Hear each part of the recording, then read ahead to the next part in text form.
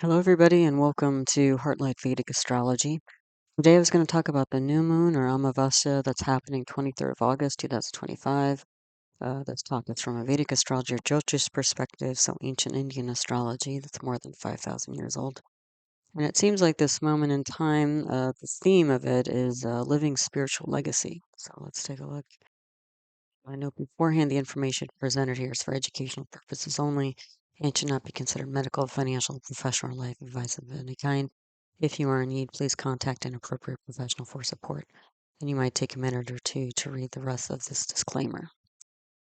Some announcements and orientation. I guess the big announcement is I'm going to be offering a level 1 Vedic astrology course January 2026. I posted a short video on that so you can get more information on it. If you're interested in receiving an application for that class or getting on the mailing list for future offerings, email heartlightastra@yahoo.com for that. Applications will be available 30th of September after the eclipse cycle coming up. No previous astrology is required, and it's going to be a small group, so space is limited. And yeah, eclipses are also coming. September 7th and 21st are right around the corner. And I have several eclipse-related videos that you might check out so you can learn how to work with that energy because that can be kind of tricky energy to work with. Um, all of my teaching videos on the subject of Vedic astrology are my concepts playlist. They can be found there. Wherever you see a double asterisk in one of my talks, that means I have a teaching video on that subject if you'd like to learn more. And so also I organize my videos into different playlists so that they're easy to find. So this type of video on new moon or moon phases is in my planetary transits or gochar list. Excuse me, playlist. But there are other ones like planets and health and that sort of thing. Also, if you'd like to learn astrology by looking at famous birth charts, you can check out my birth chart archive list 2025 video, where I have a list of all the uh, birth charts of famous people, places, and moments in time that I've analyzed on the channel and the videos you can find them in. So latest videos that I've posted are Aquarius constellation or Kumbha Rashi, and also the National Birth Chart of India, and then also a planetary transits or Gochar for the month of August 2025. So if you're new to all this but want to get a good foundation in Vedic astrology, start learning, or at least get more on talks like this, you can check out the videos I've posted at the end of the slide. So you can go ahead and get into it and again learn whatever it is you're interested in learning. All right, so here is the chart for the new moon or Amavasya that's happening 23rd of August. The exact time is 2:07 a.m. Eastern Daylight Time or New York time. I've just posted that here because that's the time zone I live in. So if you're not familiar, this is a North Indian style chart. And so to find the ascendant, rising sign, first house, those are all different names for the same thing. Also, Lugna in Sanskrit. Diamond in the middle, that's the ascendant, okay? And you can't really see it that well, but in the bottom corner there's a little 3. It's almost covered up with all these arrows. That 3 refers to the third constellation of the zodiac, which is Gemini or Midtuna in Sanskrit. Okay, so we have a Gemini rising chart here. To get to the other houses, what you do is you count counterclockwise or up and to the left. So the second house is that upside down triangle in the upper left corner. We have Mercury and Venus, and that's in Cancer, the fourth constellation of the zodiac. Okay, so let's get some background here, and then we'll get into the chart. So the day lord here is Venus, and the Ra lord is Mars. Excuse me. So Venus is related to relationships. It's also related to advice. Okay, and the thing is, Venus is up here in the second house. The second house is related to speech, so probably giving some kind of advice here. But also, the second house is related to family and inner circle, loved ones, that sort of thing. People who are like family. So we're already picking up that energy. Okay, the second house of speech and family or close inner circle. Then the Ra Lord is Mars. Mars is an action-oriented planet. Sorry, I was trying to hydrate as much as possible because I usually talk for a long time these things. Let me keep trying to hydrate. Hopefully my voice will work itself out. But so Mars is an action-oriented planet. It's also a leadership planet. Okay, and Mars is here in the fourth house. The fourth house is related to home, family lineage, mother, land, property, and Mars is also Bhumi, what we call a Bhumi Karaka. So it's a planet symbolizing land. Okay. So we're already picking up some sort of action related to land and lineage here. So already these two planets, Venus and Mars, are picking up, a family line type of energy. It's part of the reason why it seems like the theme is like living a legacy here, spiritual legacy. Okay. The other thing is that there is also like an additional relationship between Venus and Mars because Mars, and you can barely see it, but in the fourth house where Mars is, there's a little six in the right corner here. That's the sixth constellation of Virgo, and Virgo is ruled by Mercury. So the Lord of the fourth house has gone to the second. Okay. So this can be again speaking about family lineage, speaking about family line, speaking about family property, that sort of thing. Also actions, actions related to family and home and family line. So the dasha period or planetary period here is Ketu, Saturn. Oh, sorry, Ketu, Rahu, Saturn, Mercury. Okay. So the dasha period is the planetary period. So these planets that I've just listed here, Ketu, Rahu, Saturn, Mercury, you can think of these as being more active or influential during this time. So we have Ketu up here in the fifth house of neighbors, siblings, also courage, that sort of thing. And Ketu is an unusual, it brings this kind of unusual energy to it. It's a south node of the moon.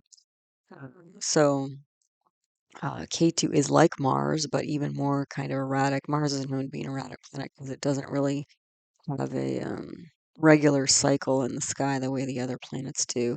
Mars is also rebellious, kind of can be hot-headed, leadership, type of energy. And K2 is even more like sort of got an unusual twist to it. Okay. So we've got that going on in the third house.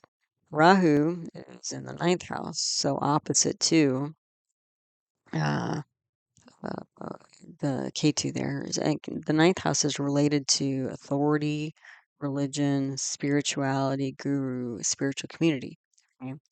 Rahu also has this kind of, hidden, unusual, unexpected energy like K2 does, but Rahu also has this kind of ambitious energy related to it. Okay. So there's some sort of ambition here related to ninth house matters. Again, father, spirituality, religion, that sort of thing. Okay. And already, since we're running both K2 and Rahu, we're picking up a lot of unusual energy here. Okay, so there's something unexpected going on here. The other thing is that this is leading up to, you can see in a few weeks here, Moon is going to zip around to the Rahu side, and then we're going to get a lunar eclipse. Okay, so this is already kind of foreshadowing the eclipse energy that's coming up next month. So we've got some ambition energy related to spirituality. We've got some kind of separationist type energy as well, related to siblings and neighbors going on here.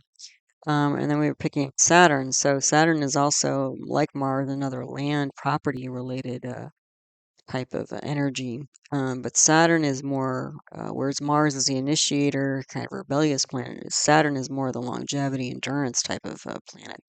Can also represent things like chronic problems, obstacles, delays, sometimes even death, that sort of thing.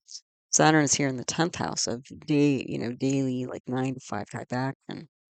Okay, so since Mars is aspecting this 10th house, Mars is aspecting Saturn, Saturn is aspecting Mars, we've got some sort of like construction engineering type project going on here. And endurance as well. Okay, when you get Mars and Saturn lined up like this, those are the sorts of energies you get.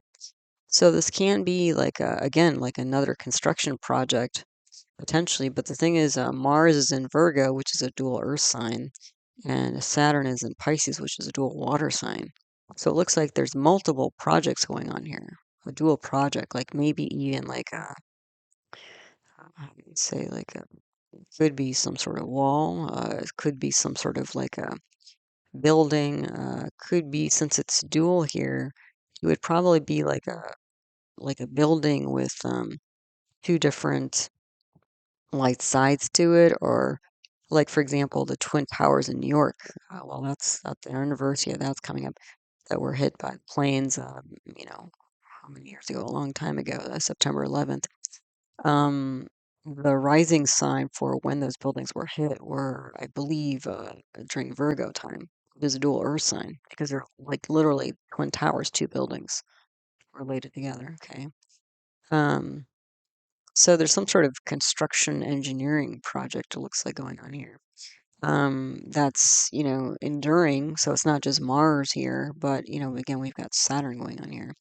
And this Mars and Saturn are meeting up, three different times, in this chart. So they're meeting up in the fourth house of land and property. They're meeting up in the 10th house of day to day, 9 to 5 activity, almost like, again, like a daily construction project. And then they're also meeting up Mars and Saturn with K2 in the seventh house. Okay. Seventh house is related to spouse like partnerships, also business relationships, and independent business, but also the path forward in life. So in the seventh house, K2 will bring this unusual energy. Mars will bring this initiator energy. Saturn will bring this endurance, and all together, kind of like an unusual construction. It might even be like a destruction of property here, because this is happening in the dual fire sign of Sagittarius. So this could be like, kind of taking down one thing and building up another here. Okay. Um, and this is going to be, again, like a long-term, project or kind of enduring structure, if there is one, right? Then we have a Mercury. Mercury, we've already touched on a little bit. Mercury's up here in the second house again. Mercury is a planet representing speech, and it's in the house related to speech. So there's some sort of, talk or announcement going on here. Mercury happens to be in the nakshatra. Nakshatra is also called a lunar mansion of Aslesha. So if you're not familiar, there are about 27 nakshatras. Each one has a different energy associated with it. Every night the moon passes through a different one. And so after 27 nights, the moon creates a lunar month. Okay. So Aslesha, the symbol of that is a snake. Okay. So snakes do, usually when people see a snake, they kind of stop in their tracks a lot of time. Like, is this a poisonous snake, or what kind of snake is this? Should I be worried or concerned or whatever? So with Mercury here in Aslesha, there's some sort of like alert or warning or announcement or something going on here to bring people's attention. Okay.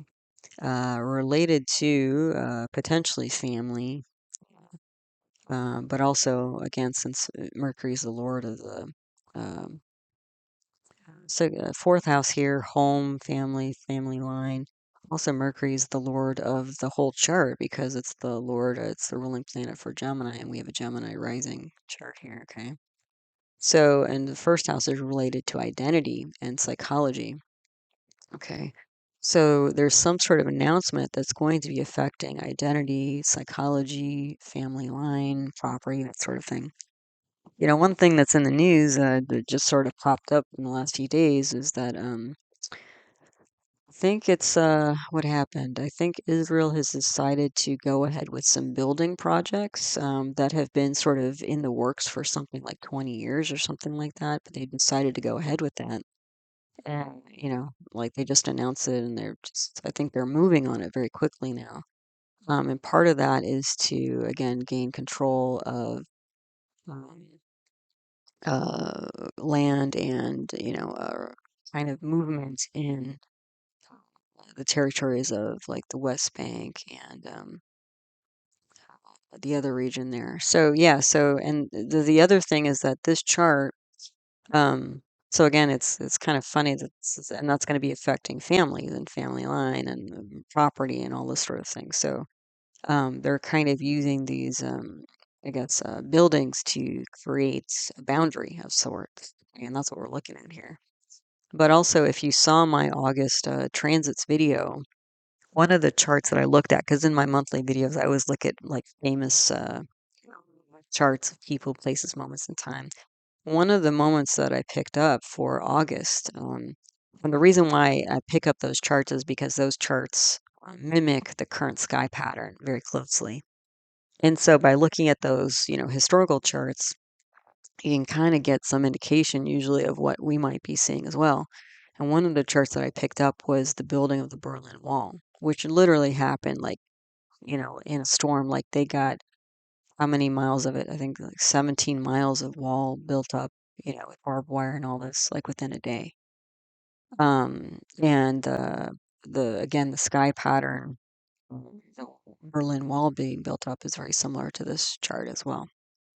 Okay, besides the general movement of the planets and stuff through August of 2025.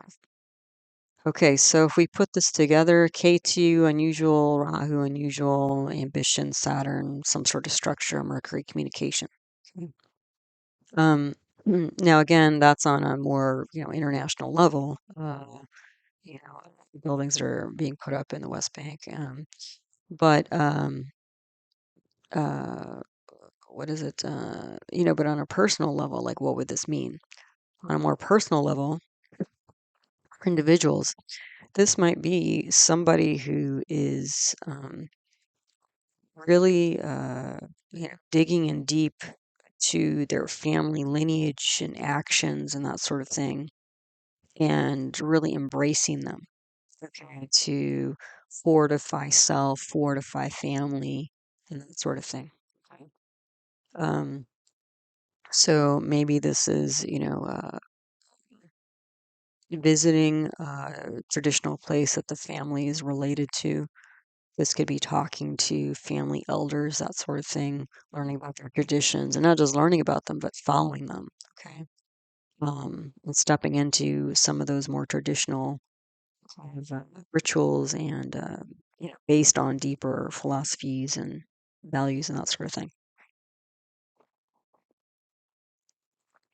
Okay. This could be somebody announcing, maybe somewhat suddenly, um, that they're, maybe taking a turn in that direction towards the more kind of traditional value activities and that sort of thing. Yeah. Okay. So then this K2 Rahu Saturn Mercury period is switching to K2 Rahu Venus on 28th of December. Okay. So we're swapping out the Saturn Mercury energy a bit for this Venus energy. Now Venus is about social grace. It's about practical advisement. It's about diplomacy. Um, the finer things in life and that sort of thing. And again, Venus is also up here in the second house. Venus is Lord of, in this chart, Gemini rising chart, is Lord of the fifth house of counseling. So we're getting more of that counseling energy through Venus. And also, it's Lord of the 12th house of losses and, remote places, isolated places, that sort of thing. So again, this could be somebody not only nurturing themselves, and building up their identity in maybe traditional ways to fortify themselves. But it's also about building up their family and family line. And this fifth house is not only advisement, but children as well. Because it looks like there's been some sort of maybe shock or something, some sort of shock that's gone on here. And now the decision is like to kind of step back into traditional rituals to build up self and family and, that sort of thing. Okay. Um, the other thing to know is that, K2 and Rahu, which again is the K2 is the Mahadasha main planetary period, Rahu's the sub period, Bhukti period. K2 represents paternal grandparents, and Rahu represents maternal grandparents. Okay. Venus represents spouse, loved ones, that sort of thing. Okay. So we're picking up even in the planets that are represented here in the Cha period, like some sort of generational, or traditional type of energy. Okay. The other thing to know about this 28 December time specifically is right now K2 is in the third house, okay, with Sun and Moon. Sun and Moon are in a nakshatra called Magha. Magha is symbolized by a throne. So there's this leadership energy, and Sun is a leadership planet. It's like you can think of it as like the president or the king, that sort of thing. And Moon is queen. Okay. Also, Sun is father, and Moon is mother. Okay. So we got mother, father, mother, and then paternal grandparents here in the third house. Okay. You can see it that way. And Sun and Moon, father and mother, that energy is aspecting in the ninth house where Rahu is at. So you can see we're already picking up generational energy here. And as I've mentioned in my videos related to eclipses, we're always dealing with generational energy because eclipses are formed when you get Sun and Moon on the Rahu Ketu axis. Okay. And that's what we're already like literally building up to that. But in this chart, you can see that happening. Okay. So the thing about the 28th December period, the reason why I brought that up is right now Sun and Moon are in a nakshatra of Magha. Magha, the ruling star of Magha is Ketu. Okay, so there's a lot of this Ketu energy going on here with Sun and Moon. Okay. Not only are they with Ketu, but they're in the star of Ketu. That's a lot of unusual, unexpected, can be like separatist, isolating, unusual action type of energy going on here. And again, Sun is king, president, Moon is queen, but Moon is also public and emotions, emotional mind. Okay, and when we have Moon or Mercury on the Rahu Ketu axis, Rahu and Ketu can bring up things like mental health, like anxiety, doubt, fear, depression, that sort of thing. Moon, when you get Moon and Mercury, either one, these are the two mind planets. Moon's the emotional mind, Mercury's the logical mind. You get Moon or Mercury on the Rahu Ketu axis, we're getting more mental health. That's exaggerating the mental health aspect here. So there's some concerns here about third house issues, but also ninth house issues here. So concerns about siblings, neighbors, and also concerns about, spirituality, father, authority, that sort of thing. Government can be in ninth house. Okay. So there's a lot of K2 energy here. Besides K2 actually being here, Sun and Moon are in a star K2. And K2 is in a star. It's in Purva Phalguni nakshatra, which is symbolized by a hammock or marital bed, which might sound kind of funny. But the star of that nakshatra is Venus. So we're pulling back into the second house of family. Okay. The other reason why we're pulling this third house energy back into the second house energy is that Moon is the lord of the second house.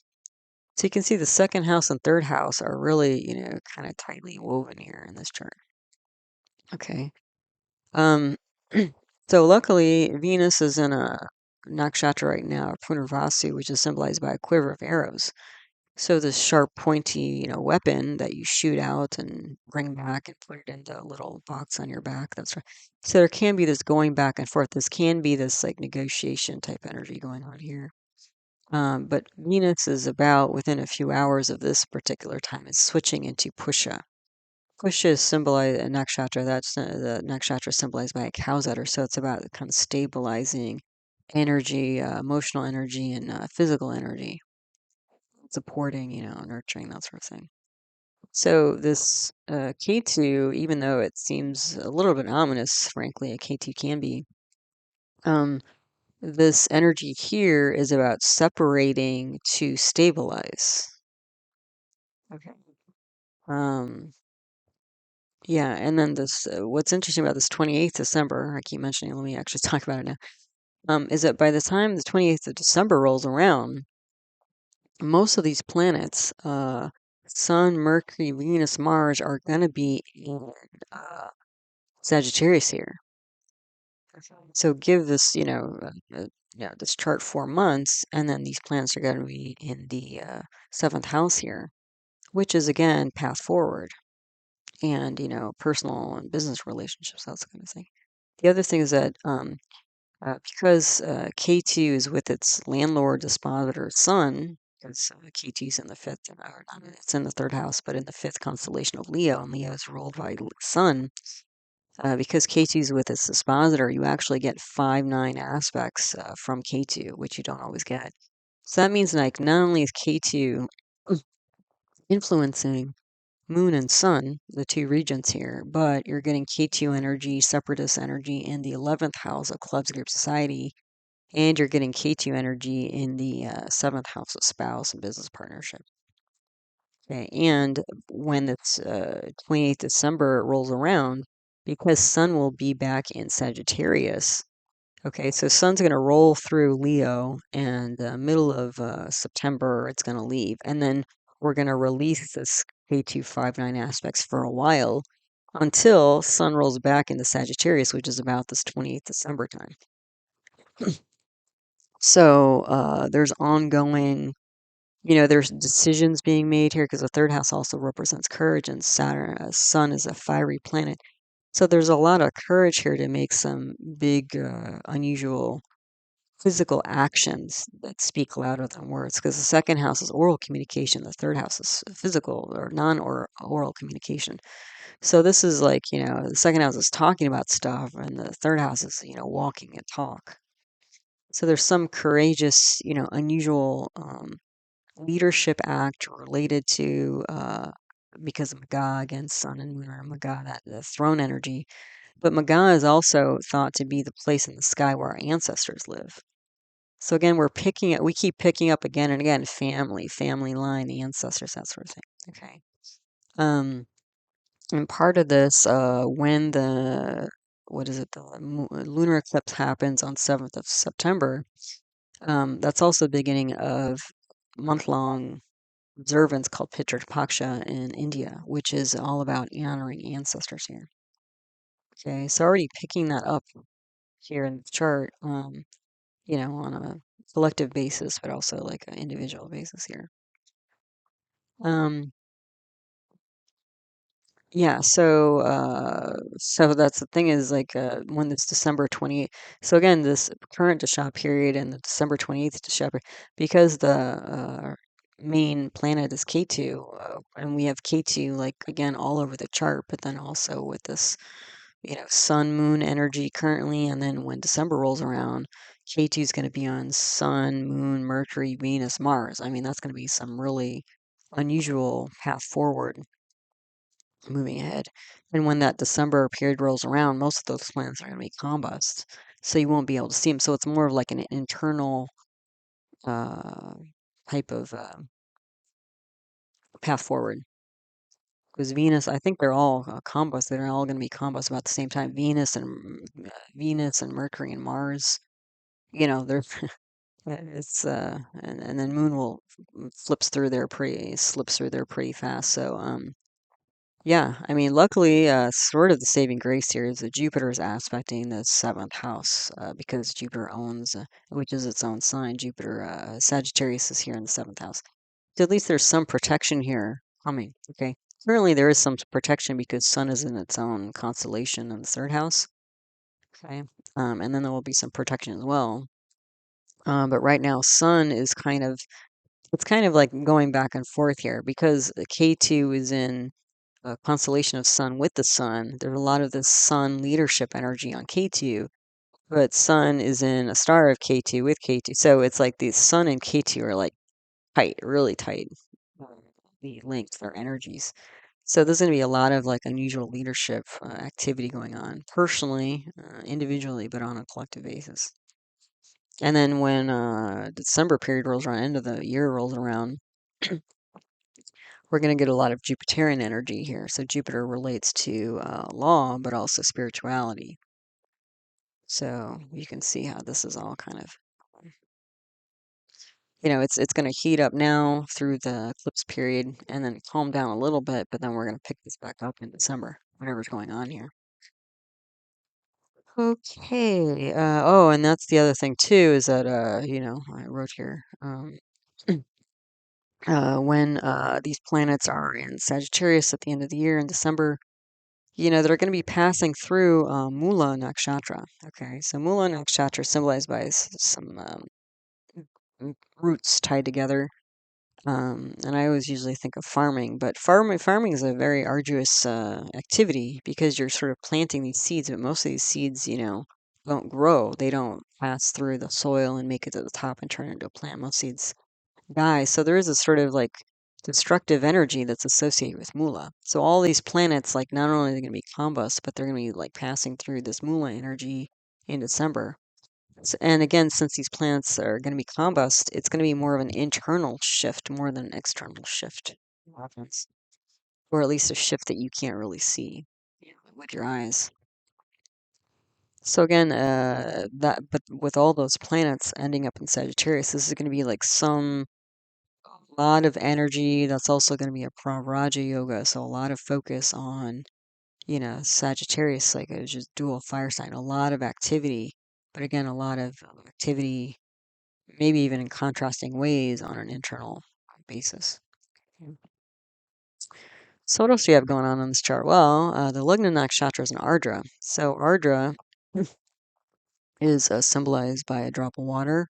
That can be from either a storm cloud or a teardrop. So there's a lot of like just, storm rolling in, very quick transformation, that sort of thing, unexpected energy.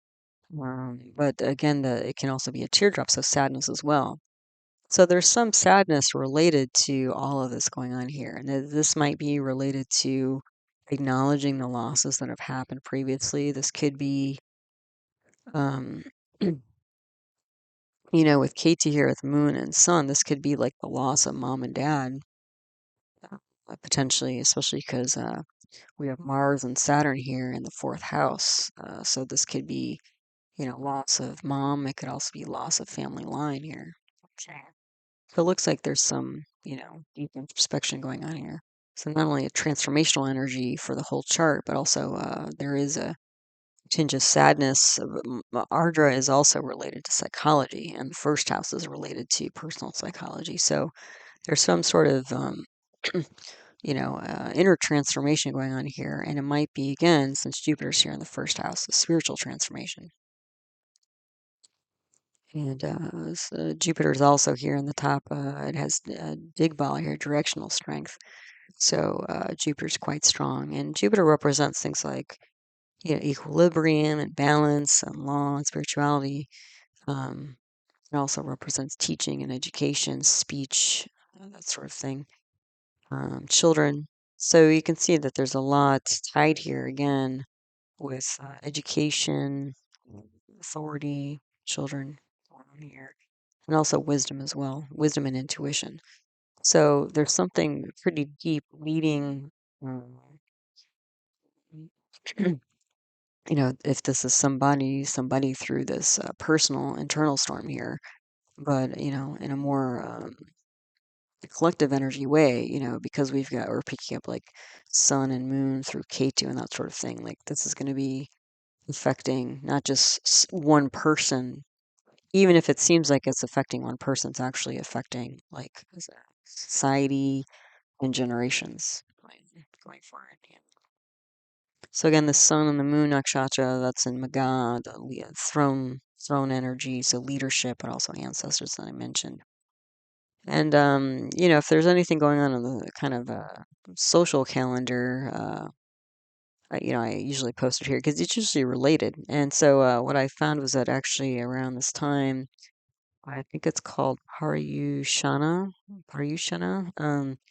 This is a kind of a religious time for Jainism.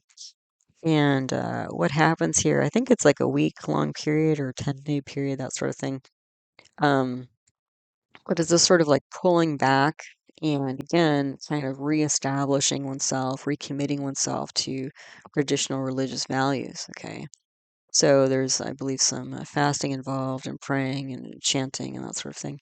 But like as part of this Jain practice, what they're really doing is recommitting to these deep values of ahimsa or nonviolence, satya, truth, asteya or non-stealing, brahmacharya, chastity, purity. You could think of it as well, and parigraha, like non-possession, like um, kind of releasing the grit of the world of worldly life temporarily and recommitting oneself to one's religious or spiritual path, tradition, and also identity.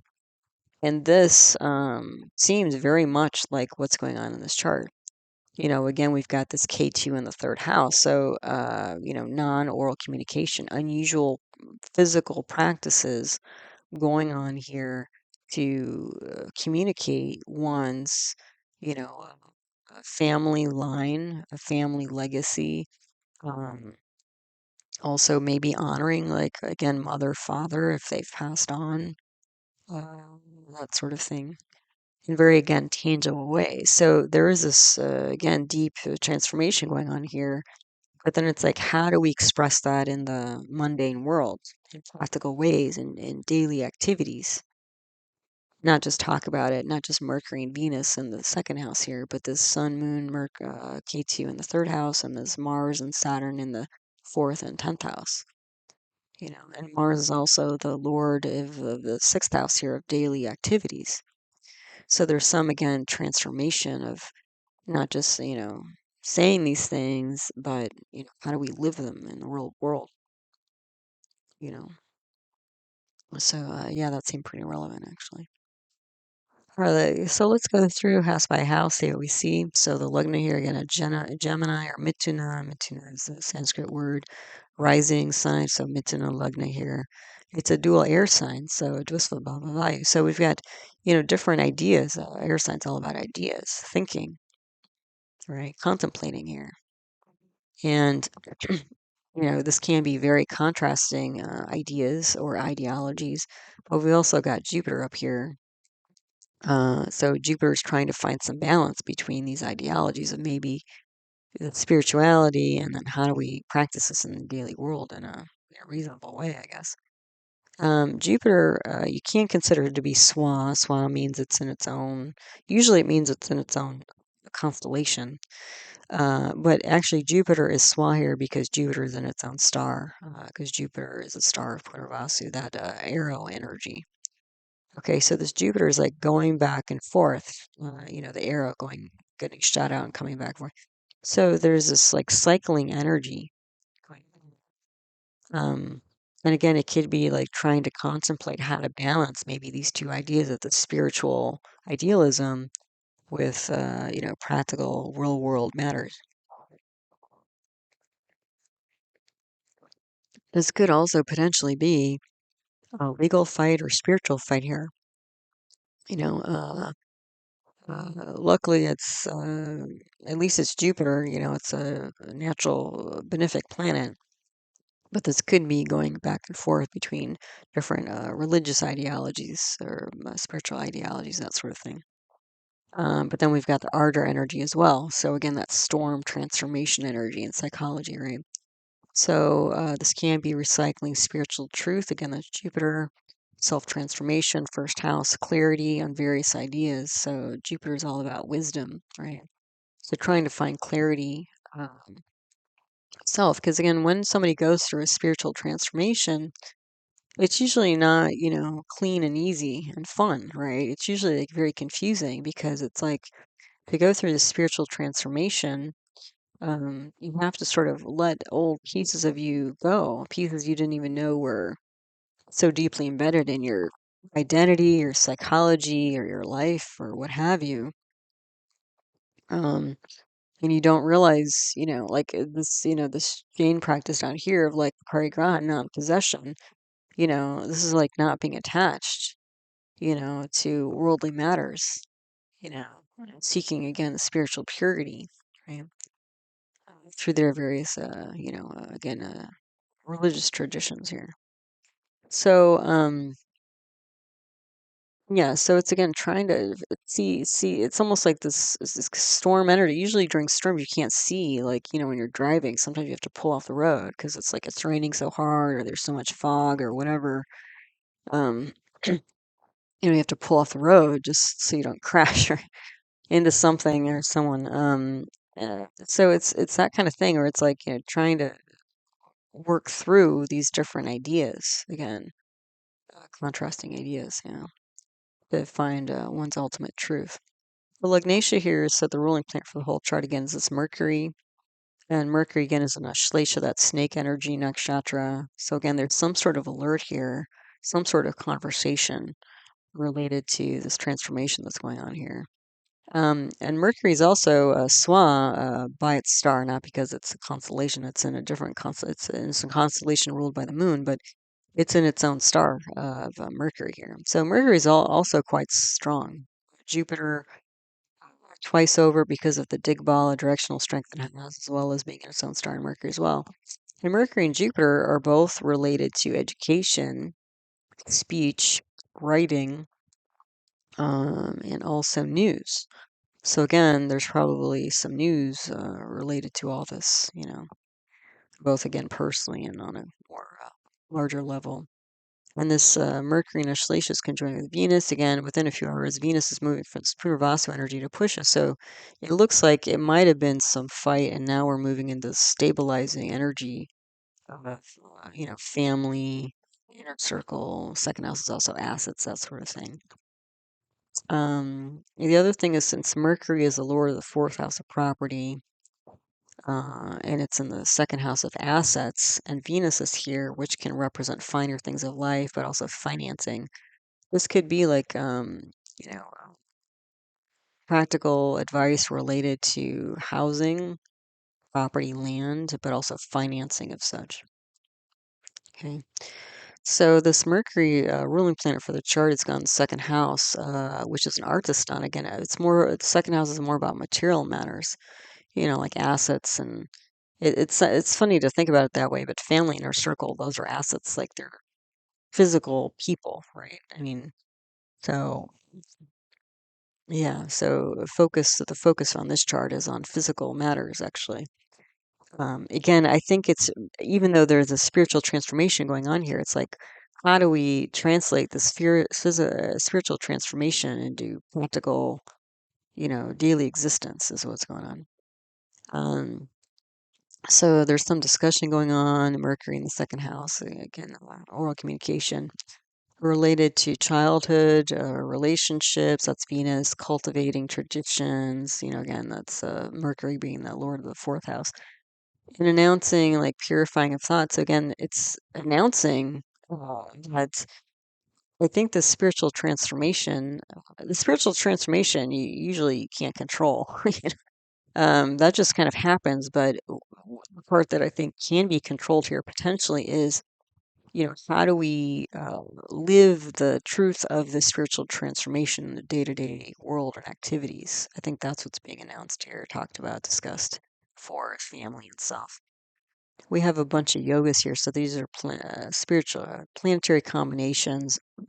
I give extra meta effects for a chart. So there's a Saraswati yoga here.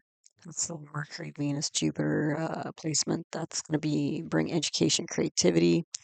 There's a Kahala yoga here because the Lord uh, of the Lugnatia is not strong, but the Lord of the Lugnatia is strong because that's going to be that Swa sun. So that's going to bring leadership. We have Subhavashi solar yoga and Nafa lunar yoga. You two natural benefics, Mercury and Venus, are in the 12th house from Sun and Moon. So that's going to bring like positive support, eloquence, which we already see here, um, as well as wealth and being renowned and that sort of thing. And then we have a Kuja dosha here. So Mars in the fourth house, that's going to bring problems with relationships, which you can see here. In this chart, like, especially related to siblings, neighbors, 11th house of groups, club society, the 7th house here, spouse, business partnerships, that kind of thing. Yeah, so then the chidra grahas here, these are plants of vulnerability, sensitive spots for somebody. Sun, so leadership. So, sun also represents authority and father, and the sun is aspecting the ninth house here. So we keep picking up that energy. Mercury, which again is speech, so speaking up, and Venus is there, so and then they're in so again, second house, family, inner circle, assets. Jupiter as well, so Mercury and Jupiter, again, that can pick up news, um, communication here.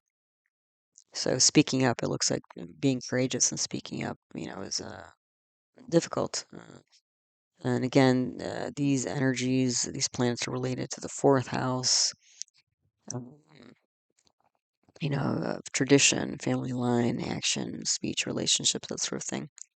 So the yogi in this chart, which represents, it's a planet representing wealth, is Saturn. So again, there's wealth to be had here related to Saturnian matters. So again, longevity and endurance. The Avayogi here is the moon. So this can be like public. This can also be like the emotional mind. And then the duplicate yogi here is Jupiter. Saturn and Jupiter, so that's also going to bring wealth. So Saturn and Jupiter, the two, like, really, Saturn's religion and Jupiter's spirituality. And this Jupiter and Saturn are meeting up in the seventh house again of path forward. So again, it looks like there's some new spiritual religious path opening up, moving forward here. And again, it's like I think the strain here, I mean, there is like internal strain because it's all in Ardra. But then it's like, how do we live this in the day to day? So then the second house here, the Lord is this new moon, but it's also Bhava moon. So the moon is the second Lord, gone two houses away. So it's going to be like one communication after another. So it's not just like an announcement. It's like an ongoing thing, bringing attention to, all this change, internal and external change. And we've got the Swan Mercury plus Venus, so multiple. This could also be multiple healing words going back and forth. So I guess as part of this, what I was reading, part of this Paryushana Jainism period is that one of the things that happens is like, apologizing to people and, forgiving people and that sort of thing, and like letting that old energy go. Kind of like holy in spring time. Although, again, most people, unfortunately, because holy, yeah, because holy is becoming more of a little bit secularized, popularized type of event, where people think it's just about like throwing colored chalk and water on each other and having fun that way. Before that happens, what's supposed to be done is like you're supposed to sort of take an inventory of people you have grievances with, and forgive them, forgive yourself, and all this sort of, and like let the old energy go before all the new colors can come in. So this sort of seems somewhat like that in terms of the deeper transformation and lightening of the spiritual emotional load of grievances of the past and that sort of thing, and kind of setting the slate clean again, um, to accept again the brighter colors. Okay, so again, second house here, multiple healing words going back and forth, leading the family, inner circle in unusual ways. Again, recovering from personal losses here. Then the third house lord is Swa Sun with Moon, both in Magha and K2 star, and K2 and Purva Phalguni Venus star. Purva Phalguni, again, I didn't get too much into that, but is symbolized by a hammock or a marital bed, which might sound kind of funny. But the thing is, when there's some indication that it's related to spirituality, that marital bed, kind of enjoyment and that sort of thing, energy can become a spiritualized energy where it's like the commitment is not to like physical partner, spouse, or the potential enjoyments of that, but it's a commitment to spirituality.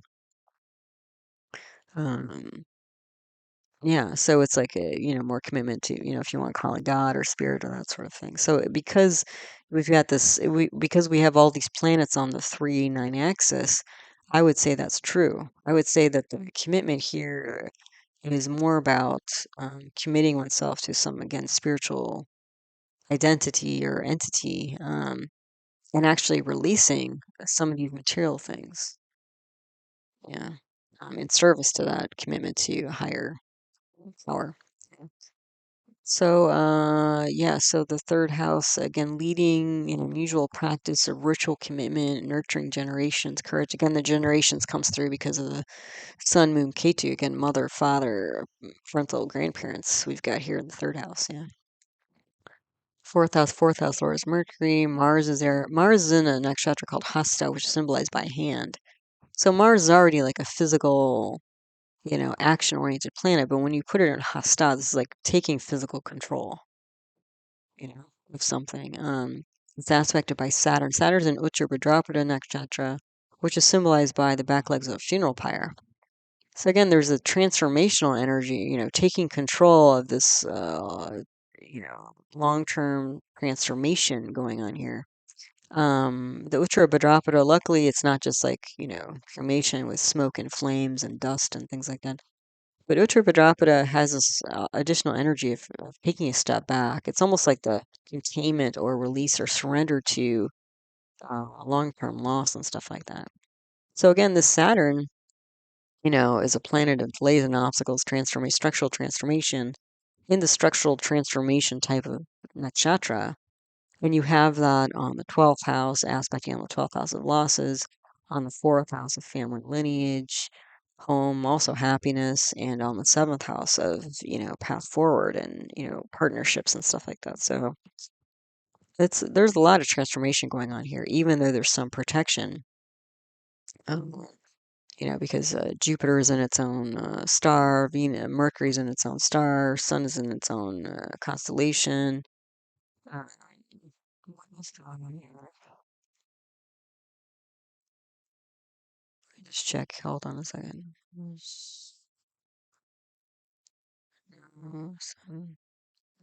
Sorry, I'm just thinking about my nakshatras right now. Hold on. K2, Venus, Sun. No, never mind. Okay. So, yeah, and then let's see, the fourth house here. Oh, yeah, okay. So, constructing land, property, taking physical control of lineage. This might even like a being a like a passing of the baton on to the next generation, sort of thing. Fifth house here, the fifth house lord is Venus. It's aspected by Jupiter. So again, this is all about counseling here. Wise, spiritual practices, speech, family, family, not just children, because the fifth house is children, but again, the Lord of the fifth house has gone to the second house of family and inner circle. So, advising the family, yeah, taking kind of spiritual leadership of the family. Okay, so then on this slide, everything on the left is the same on the right, are my notes for the other houses. So the sixth house here, the Lord is Mars, it's aspected.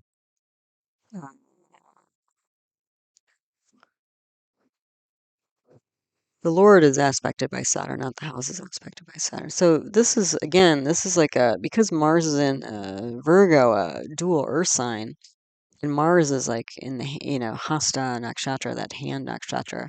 It's all about like physical sorting of daily routines. So this is part of the like, how do we implement this spiritual transformation into like real world terms? Like, especially like even if you're doing like, oh, well, I'm gonna like read pages of this sacred text, or I'm gonna pray, or I'm gonna chant, or I'm gonna do whatever, fast or whatever. I mean, again, that's all about how are you gonna like, implement this spiritual transformation into some sort of daily routine, and that's what's going on here. It's like, releasing old things that you do and allowing space for the new rituals to come in and daily practices to come in. Then the seventh house here, the seventh house lord is Jupiter, aspect the sun, so there's some protection. But then we've got Mars, K2, Saturn. I mean, this is a revamping, a physical revamping of relationships, potentially independent business, um, business partnerships. This is like switching tracks here, essentially. There's a lot of action going on here because this is a dual fire sign. Mars is aspecting here, and Saturn and Ketu. But again, you won't know, this is going to be an unusual structuring, restructuring, or potentially building a second track also, or second, uh, you know, uh, physical entity here. Um, and then we have the eighth house here. Eighth house lord is Saturn. It's aspected by Mercury and Venus. So whatever is being verbalized here in the second house is going on in a deep way in the eighth house, because the eighth house represents deep psychology here. Okay, so, that seems to indicate some integrity that whatever's going on deep psychological level is what's being spoken about. This transformation that's going on here. Then the ninth house here, the Lord is Saturn. We have Rahu and Purva Bhadrapada, again, the funeral pyre energy. So aspected by Sun, Moon, Jupiter. So there's an ambition here to revamp the family line and spiritual practices, spiritual community here. Like maybe if somebody, I don't know, used to go to a church or mosque or temple or something, ashram, and they've gotten away from it now, they're like coming back to it, looks like. 10th house here, 10th house lord is Jupiter, Saturn is there, it's aspected by Mars. So again, there's a lot of emotional work going on here in the day-to-day, releasing the past, taking control of construction, endurance. And this might be, since this is 9 to 5 work, this might be burning the midnight oil with two different activities, two different construction projects that are taking up quite a bit of time. And daily work, creating new enterprise organization, because this could be like literally building like some new place of worship here, I would say, or spiritualizing whatever buildings or construction places already exist. I could see it that way as well. Because again, the Saturn is the lord of the ninth house and eighth house here. So that's going to bring deep psychology energy to 10th house matters. Again, 9 to 5 work. Also, it's lord of the ninth house of government, authority, spirituality, religion. And that's going to, again, this is all tied together here. In the 11th house here, the Lord is Mars. It aspects its own sign, so there's going to be some strength there. And then Ketu is also aspecting here. So this could be like unusual moves or initiatives related to income, because that's the 11th house. Groups, reorganizing, start, innovation, leadership. So there's going to be a lot of shuffling going on here in the 11th house. Clubs, groups, society. Again, because if somebody goes through a spiritual transformation, sometimes like people they've been friends with for a long time or in a deep way, they sort of drift off, without much effort or without much impetus, just because people aren't really resonating with each other, because all of a sudden the values have changed, or the clarity of mind or the direction has changed. And so it just is sort of like a fallout from that, natural consequence of that, like relationships change as well, friends and associates, that sort of thing, which is 11th house stuff. So then the 12th house here, the 12th house lord is Venus, and it's aspected by Saturn. So again, this is like taking a step back to kind of assess and contain the losses.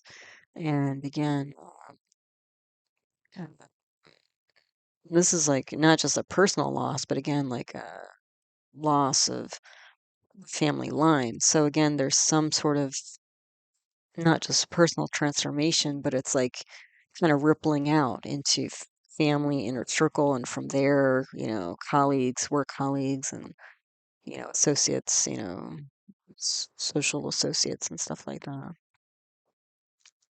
Okay, so let's take a look now. I'm going to look at the subzodiacs and see what else we can get from those.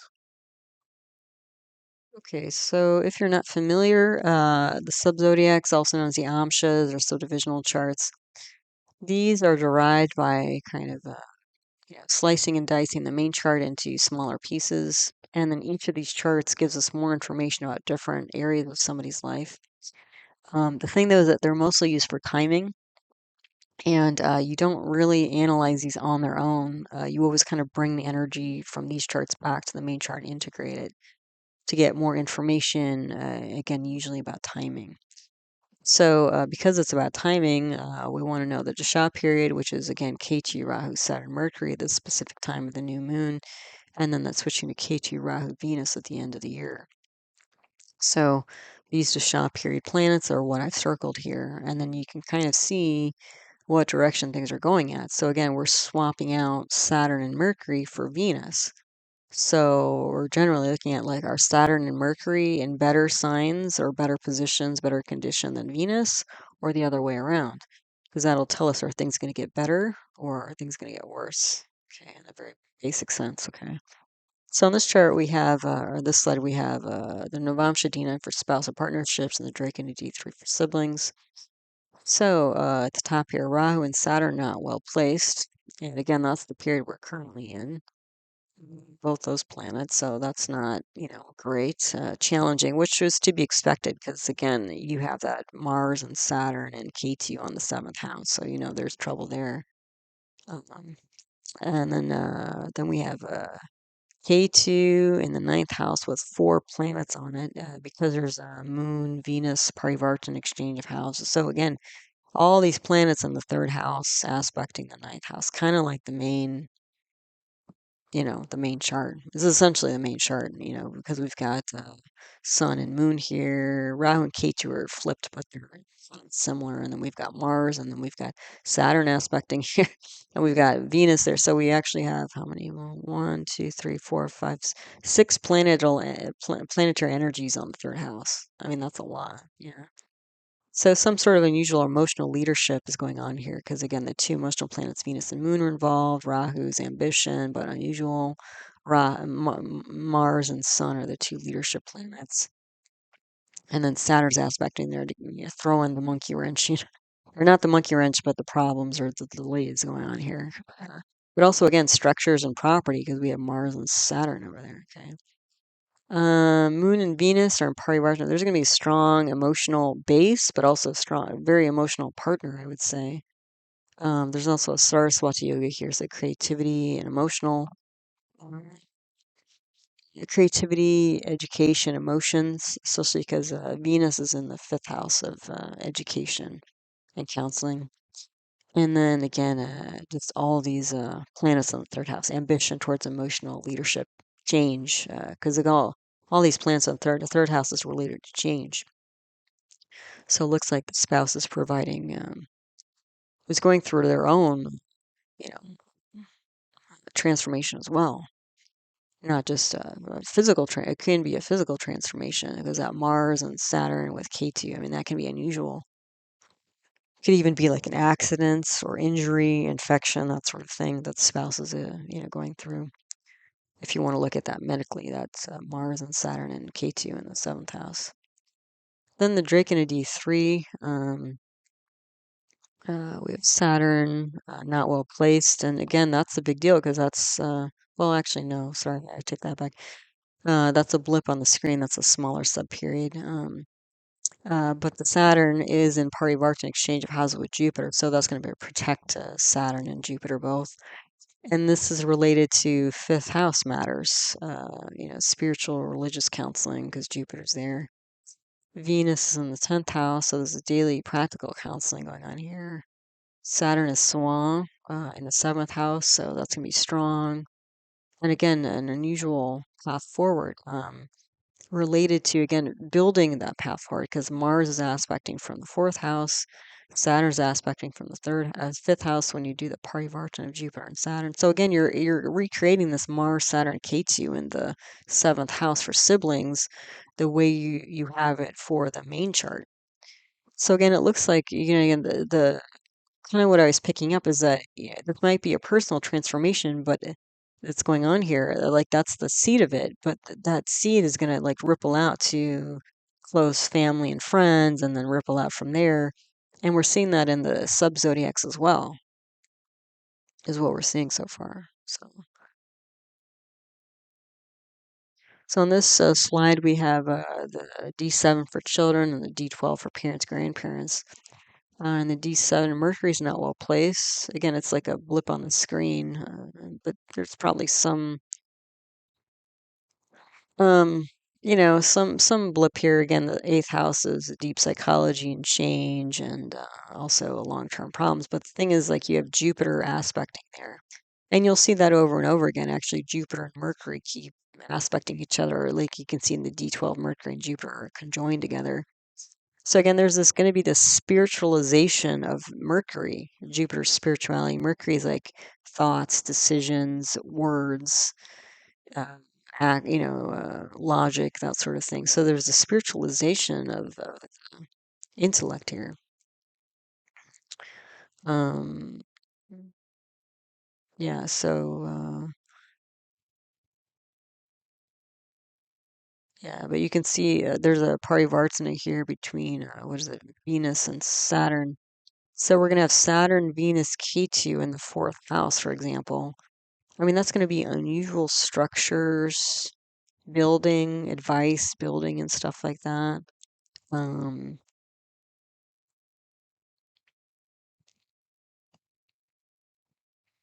Yeah, so again, it just, and that's going to be like that's the core function here. So again, it looks like whatever this physical barrier, boundary structure that's being built here, again, this is something that's going to be sort of a core identity for, children. You could see that specifically some of these children, but like, generations, future generations as well. Then the Dwada Shamshati 12 here. Only Venus is well placed. And, again, that's not too surprising because we had Sun with Moon on the Ketu Rahu axis in a negative sign. You could see Sun and Moon. I mean, Sun is strong because it's in a Sun sign, but, Moon is with two malefic planets there. A lot of Ketu energy. You could see that there's a lot of challenge with parents and grandparents. And also the relationship with the fourth house of lineage and the relationship with the second house of family, the relationship with the ninth house of father. So, yeah, so, Mercury, Saturn, K2, these are all in negative houses here. We have Mercury and Jupiter together again, spiritualizing. So, yeah, this is clearly a very challenging time for parents, grandparents, or again, the previous generations, I would say. Uh, Maybe because it's happened before. Yeah, that could be. There is a parivartana though between Venus and Sun. And also Saturn is aspecting its own sign in the third house here. So there will be some strength with neighbors and siblings, also clubs, group society, also authority here. Um,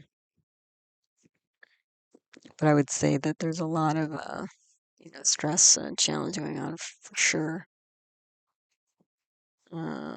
Especially if they're sort of out of the mix. But sometimes when people become parents and grandparents, they have other maybe their health or other responsibilities are not allowing them to be more central in personal, kind of more group activities, or, whether it's a small group or a larger group, national group, that sort of thing. So, whatever's going on here might be challenging. It's the parents, grandparents here, especially if they're looking for stability here. What else do we have here? Where's Saturn? Yeah, I mean, we have Sun with Moon and then Venus as well, and Mars is there. So Mars and Sun and Moon. This is going to be a lot of fiery emotions here. So this could be like people protesting, or that sort of thing. So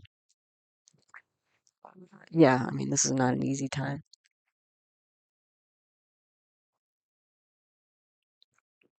And then we have the Sadamsha D24 for education, the Shamsha D10 for career, reputation, status. So D24, all the grahas are well placed. Saturn and Jupiter in Parivartana. So again, you're getting the two, the religion, spirituality planets all over the place here. So again, very strong religious training. The thing though is you have Karko Bhavanasha Jupiter there, Jupiter in the fifth house. So that's going to make problems with children. And also Saturn there. Jupiter is debilitated in Capricorn in the fifth house. And then Saturn's going to be there. So there can be like a prevention of or stopping of education here, even though it's all in positive houses here.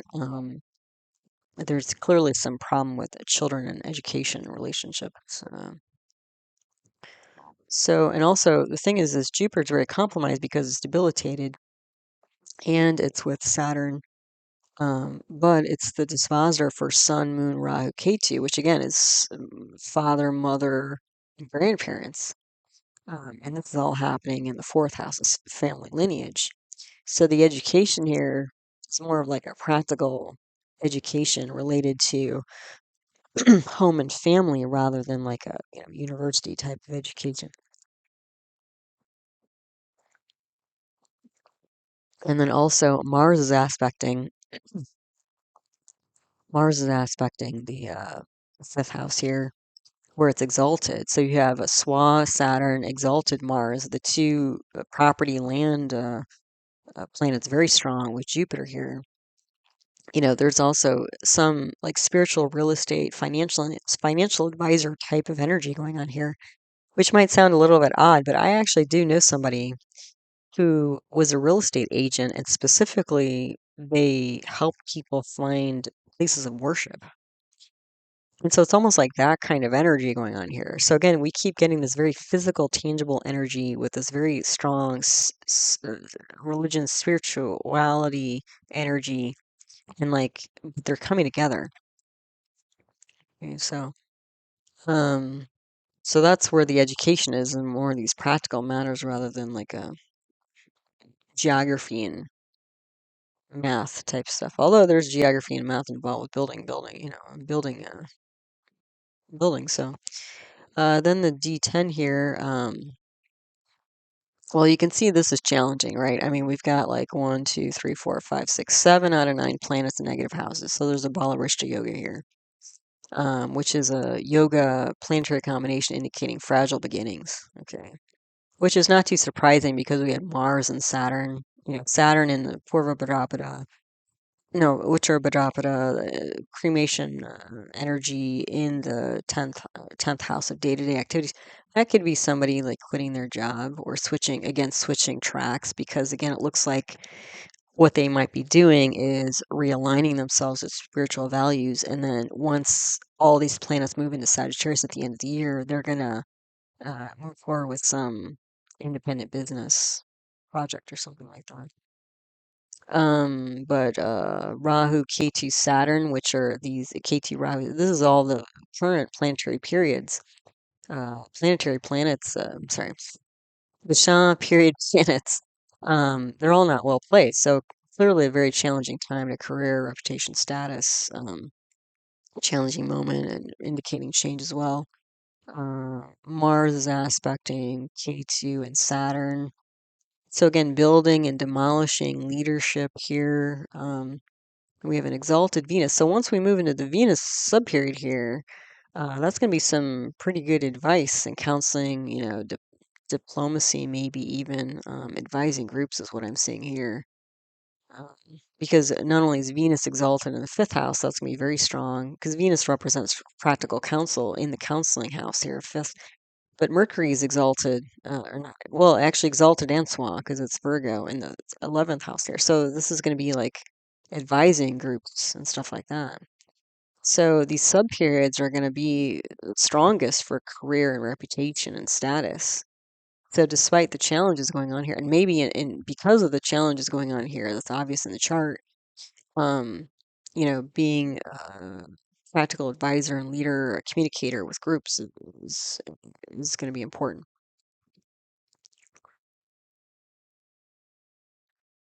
Okay, so on this slide we have the Ekadamsha D11 for income, public support, and the Chaturjamsha D4 for assets. One other thing I didn't mention in the main chart was that that second house not only represents family, inner circle, assets, speech, but it represents the kind of education you get from, sort of living in the world with the people you live with, like as a kid, before you even get to primary school. Third house is like primary school. Um, but second house is like, education related to just your environment, that you grew up in. So that's getting picked up as well. So that also relates, I think, to the D24 that we looked at on the previous slide, where it's like the education going on here is more of like on a practical nature, more than like a formal school type of thing. So anyway, the D11 here, Venus is not well placed, but it is exalted, so that's good. And we have a Rahu moon parivartana. So it's going to be a lot of ambition relating to advising the public because the parivartana is going on between the 5th house and the 10th house. So daily activity advising people. But it's also going to be unusual. And it might also be related to stress and, again, mental health issues because moon with Rahu Ketu will give you that. Yeah. So it looks like there's income here, which is not surprising because Mars is aspecting its own sign in the 11th house in the main chart. Then the chapter Shamsa D4, we have a debilitated K2. It's not well placed. We have an exalted Rahu, not well placed. So Venus is not well. So again, I think there's some turning over here of assets. Uh, you know, how would I say? Like this Mars and Saturn in the 4th house. Um, there's some, again, I think, destruction going on to create new structures. So it's kind of a both because, again, we're this Saturn and Mars is happening in dual signs. So we're getting both the destruction and the construction, both is what I'm seeing here. We have a Swa Jupiter at the top, and we have a Swa Sun aspecting a Swa Sun. And again, the Jupiter Swan, the 1st house of identity, and then the Sun is a Swan in the 9th house here of spiritual, or leadership here. So again, there's with the Moon as well. So there's spiritual leadership of parents going on here. So again, I think this is like some decision by the family to decide things like related to buildings, like construction, like even neighborhood, like where are we going to live? Like Mars and Saturn are literally in the 4th house here. So it's like not just like, and I remember like actually when I was traveling through Istanbul, like and I told the guide, I was like, take me to some part of Istanbul I would never find on my own, like some off the beaten path type thing. So he took me to old Istanbul, which is far away from all the touristy spots, that most people go to. And it was really cool because he'd show me like even the style of the window on certain homes. He'd be like, "Oh, you could tell an Italian family lived there because of the style of the window." And I was like, "Oh, wow, that's kind of cool." So that's the thing is like, especially in like, I don't know if it's still true. Maybe depending on where you live, but like just even the style of your home, like the details of your home can indicate like your spiritual, or religious ideas. So it seems like that's part of what's going on here. And there is problems with authority because Sun is Karka Bhavanasha here. It's Sun in the 9th house will give problems with authority. But yeah, you can see like again, that again there's some mixing here of spiritual authority and construction of different kinds.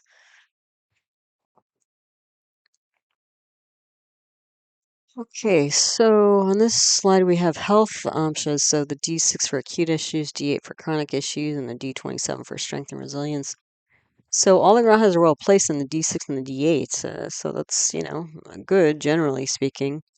But you can see the D6 here, Mars and Saturn are in Parivartana. That means, again, those land and property planets are all over the chart.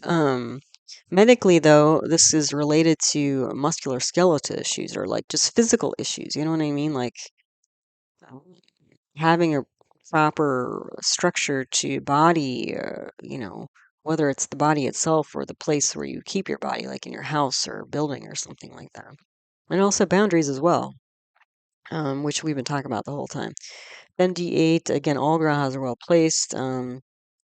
There's some practical advice going on with Venus, that's in the 5th house. But again, Saturn's in the 10th house here, so stopping work. And again, we've got the unusual path forward, Ketu and Rahu in the 7th house. So, we're picking up the same kind of energies, which are not particularly strong, but they're not bad either. So this is probably like, and again, all the grahas here are well placed. So the only thing though is that Jupiter's, we're not running Jupiter or Jupiterian period, but Jupiter's debilitated. So there may be issues of fairness and balance going on here. Then let's see, then the D27, Rahu, Saturn, Venus are not well placed. So, this is taking a toll, which again is not too surprising because we had Ardra at the top in the main chart here. So there's some transformation going on here. And the two of these planets, Venus and Rahu, are in 3 and 8 houses. So there's a change, endings and changes going on here. So, and Saturn is in the 6th house of acute issues, aspecting the 8th house of long-term issues. So there can be worries and doubts, fatigue going on here. Luckily, though, when the Venus period comes around, there's a parivartana between Venus and Jupiter. That's going to activate that parivartana. And so you're going to have the two natural benefics all over the chart. So that's going to, boost Venus and Jupiter, and that's the practical advisor, spiritual advisor, those two planets, diplomacy, social grace. So, despite the current challenges, it seems like, slowly, especially once we get to the Venus subperiod, there's going to be more related to, um, again, good advice that's bringing some sort of grace and optimism to the whole situation. But yeah, you can see this is really taxing at this current time with all these planets in negative houses. But there's a silver lining here as well. Then on this slide, we have the Panchamsha D5 for innate spirituality, and the Vimshamsha D20 for formal worship. So again, in both of these charts, not too surprising, K2 is the main planetary period, it's the Mahadasha, and K2 is exalted in both of these, is not exalted, Swa, in its own sign of Aries in both of these charts. So again, there's some deep spirituality, religious, activity going on here in very practical ways. Okay. In the D5, all the grahas are well placed. The strongest planet is a Swaketi right at the top here, which again is related to identity and psychology. Yeah. Mercury and Rahu in the 7th house. This is going to be unusual ambition, deciding, speaking the path forward. Yeah. So that's similar energy. Now this D20 is really on fire. So let's take a look at that. So again, K2 Swa, again but this time in the 10th house. So this is day-to-day activity. This is like walking your truth, living your truth every minute of the day in the daylight. So not just something you go off into 12th house, like isolated areas, and you practice in your room and nobody knows anything. This is you like, wearing it proudly. Like even in the first picture on the first slide, the man was there presumably with his family, I don't know. But he's wearing a turban. Like, you know what I mean? Like something like that where like you have some outer physical representation that's like, make no distinction, like make no error here in knowing who I am and what my religion or spiritual, thoughts and actions are about, which can be especially depending on the time and the place, can be a really, you know, uh, difficult thing to do, to be in integrity in that way, if there's a lot of external challenges to that. So Saturn's not well placed. Saturn's, again, so there's going to be fear, anxiety, doubt, worries, and again, the Saturn's aspecting the 8th house of deep psychology. So that's definitely part of this moment, which is not too surprising. But look at this 10th house. So K2 Swa, Sun is exalted. So Sun is, Moon is there, Rahu, Mercury, and then you have a Parivartana with Mars. So you have the two leadership planets in the 10th house, essentially. You have the two mind planets, Mercury and Sun, or sorry, Mercury and Moon. Then you have what? And then Jupiter's aspecting there as well. So what do all these planets represent? Well, I mean, again, Rahu, Ketu, paternal grandparents, Sun and Moon, father, mother. Jupiter's aspecting here, children. Mars is aspecting here, siblings. Mercury's aspecting here, friends. Like, this is like, almost like sort of coming out of the religious spiritual closet. Like, it's like just everybody knows. Like, it's, and living your truth in day to day. But this 10th house is on fire with this Swa K2, an exalted sun, and then a Swa Mars as well. I mean, this is like, you know. And then these planets are also, most of them are aspecting the 4th house. So again, 4th house lineage, right? Family, home, 10th house day-to-day activity. And then, yeah, so, and this, I would also say again, leading the family, right? Being the spiritual, religious leader of the family. It looks like what's going on here. Affecting all these generations, and again, going from the inner circle outward, you know. And then once Venus period rolls around, we have a suave Venus in the 11th house of clubs and groups. So again, that's that bringing that out even more, into the community. So starting with the inner circle and then the family and then moving out from there. But especially this D20 is like on fire. I was like, wow, I don't remember seeing a D20 quite like this. But between these two, the D5, which again, the D5 is very strong because the main Mahadasha planet is Ketu, is Swan, both of these. But you can see that the D20 is even more, I mean, like crazy strong than the D5. So, very extremely spiritual religious time, which we were getting through the whole analysis here. But again, it's all about bringing this out into like a very obvious day-to-day activity, leading the family, taking over the family leadership position. That usually happens, especially when the parents, grandparents get older or whatever, like they have to usually pass on the baton if they can. And so that's what we're seeing here. And so this, again, starting off with honoring ancestors and stuff like that, it's like, that alone can kind of reignite that fire, that recommitment to traditional spiritual values. And then, again, how do we bring that into the real world? So what this seems to all be about. Okay, so there you go. As always, thanks so much for stopping by, listening to one of my talks. And again, thanks so much for all your support of my work and the channel and all the ways that you guys do that. All my teaching videos on the subject of Vedic astrology and my concepts playlist, they can be found there. For famous birth charts, check out my birth charts archive list 2025 video where I list all the famous charts I've analyzed on the channel and the video you can find them in.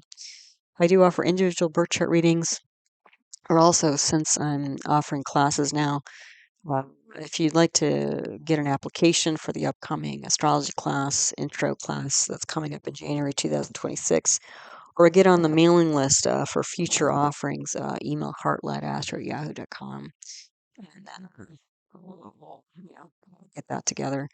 And then I do have another YouTube channel on natural medicine where I talk about Ayurveda, traditional Indian medicine, as well as yoga, homeopathy, naturopathic medicine. So, basically alternative natural medicine. The name of that channel is Nature Source Care, so that's out there too for you. It's a resource. All right, so as always, I hope you found this talk helpful, useful, and interesting to you as you learn to navigate the energy cycles of your own life. All right, so until the next one, take good care. Namaste.